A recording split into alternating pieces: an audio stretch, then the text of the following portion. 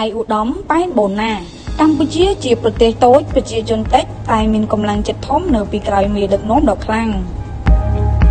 ឯឧត្តមប៉ែនបូណារដ្ឋមន្ត្រីប្រទេសភូមិអមនាយករដ្ឋមន្ត្រីនិងជាប្រធានអង្គភិបអ្នកនាំពាក្យរាជរដ្ឋាភិបាលបានលើកឡើងថាភាពតានតឹងនឹងជុំវិញបញ្ហាព្រំដែនជាមួយប្រទេសថៃពេលនេះបានស្ដែងឲ្យឃើញពីចំណុចខ្លាំងរបស់កម្ពុជាដ៏គួរឲ្យចាប់អារម្មណ៍បំផុត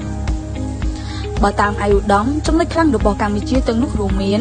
ទី1ប្រជាពលរដ្ឋខ្មែរគ្រប់រូបមិនថារស់នៅក្នុងឬក្រៅប្រទេសសុទ្ធតែមានទឹកចិត្តស្រឡាញ់ជាតិនិងទឹកដី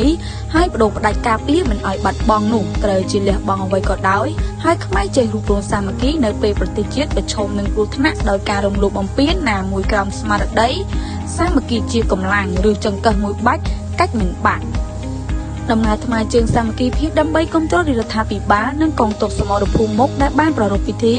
ក្នុងរាជធានីភ្នំពេញនាពេលព្រឹកថ្ងៃទី18ខែមិថុនាឆ្នាំ2025នេះគឺជាឧទាហរណ៍មួយដែលស្ដែងឲ្យឃើញពីកម្លាំងមហាសាមគ្គីជាតិខ្មែរដ៏រឹងមាំបំផុតទី2រាជរដ្ឋាភិបាលកម្ពុជាមានសមត្ថភាពគ្រប់គ្រាន់ក្នុងការឆ្លើយតបជាមួយថៃតាមគ្រប់រូបភាពមិនថាផ្នែកយោធា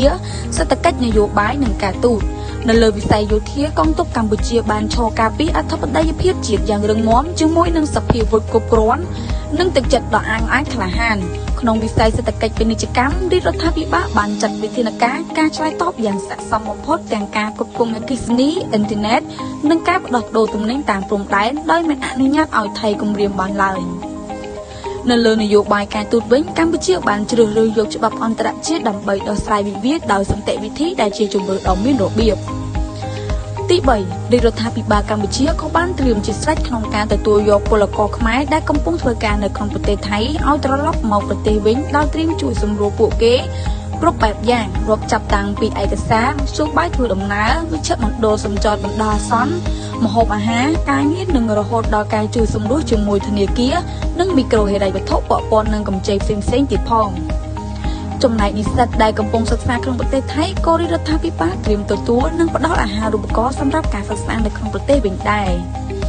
ទី4ភាពឯករាជ្យម្ចាស់ការនិងគ្រប់ជ្រុងជ្រោយក្នុងការចាត់ចែងទៅលើជោគវាសនារបស់ខ្លួនដែលកម្ពុជាអាចធ្វើបាននាពេលនេះមិនមែនកាត់ឡើងដោយចៃដន្យទេ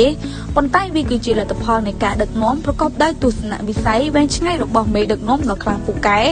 គឺសម្ដេចតេជោហ៊ុនសែនអតីតនាយករដ្ឋមន្ត្រីនិងសម្ដេចធិបតីហ៊ុនម៉ាណែតនាយករដ្ឋមន្ត្រីបច្ចុប្បន្ន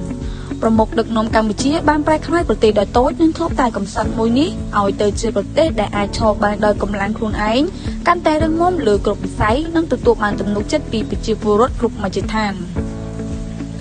សរុបមកកម្ពុជាជាប្រទេសតូចមានប្រជាជនតិចតែមានកម្លាំងចិត្តធំគឺកម្លាំងមហាសាមគ្គីចេញពីប្រជាពលរដ្ឋ